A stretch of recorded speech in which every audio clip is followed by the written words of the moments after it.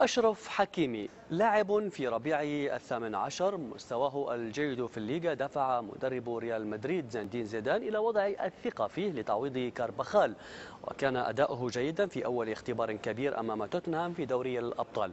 الدولي المغربي كسب أيضا ثقة مدرب أسود الأطلس إيرفي رونار. مراسلنا جمال جبلي يلقي الضوء على هذا اللاعب الشاب في سياق التقرير التالي. قبل بداية مباراة ريال مدريد وتوتنهام سألني بعض الزملاء الإنجليز الجالسين إلى جانبي من هو رقم 19، فقلت لهم بشيء من الجد ممزوج بالمزاح: اسمه أشرف حكيمي ولم يبلغ 19 بعد. وكذلك كانت مفاجأة إحدى مناصرات ريال مدريد. حقا 18 عاما، لقد اعتقدته أكبر. هو لاعب جيد في سنه. أشرف حكيمي من النجوم الواعدة في ريال مدريد أكثر من غيره، هو الذي تجاوز حجمه الفريق الرديف وكاد أن يلعب معارا هذا الموسم مع ألافيس. كنت عازما على الخروج من النادي، لكن المدرب منحني الثقة وأنا سعيد بالفرصة التي منحني إياها وبالثقة التي وضعها فيه. وبما أن مصائب قوم عند قوم فوائد، فقد كان مرض داني كارباخال فرصة للشاب المغربي لدخول التشكيلة الأساسية في البرنابيو حيث الضغط أكثر. أنا سعيد بخوض مباراتي الأولى في البرنابيو وسعيد بالفوز.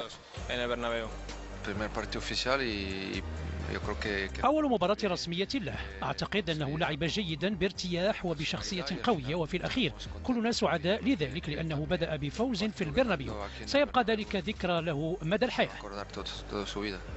أداء جيد على العموم في مباراتي الليغا، حيث تجاوز أداؤه فترة التأقلم ولعب بارتياح كبير. ولكن دوري الأبطال ليس الليغا، وتوتنهام ليس إسبانيول ولا خطافي، مما حمل البعض على التساؤل قبل المباراة إن كان زيدان جريئا أو مغامرا بإقحام أشرف في مباراة مهمة كهذه. ليست شجاعة مني ولا مجازفة، هو يستحق اللعب لأنه ظهير، وفي غياب كارباخال كان بإمكان ناتشو أن يلعب، لكنه لعب وقدم أداء جيد. زيدان هو من فرض أشرف منذ بداية الموسم في الفريق الأول، ولكن أشرف لم يخيب ظنه فيه، فقد ارتقى من الليغا إلى دور الأبطال حيث لعب بكل ارتياح.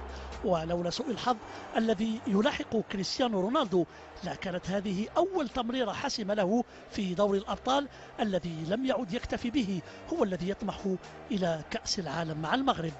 وإن شاء الله نمشيو لكأس العالم الشهر اللي جاي، نربحوا في كوستا مارفيل، وإن شاء الله نمشيو لكوستا كوب دو موند.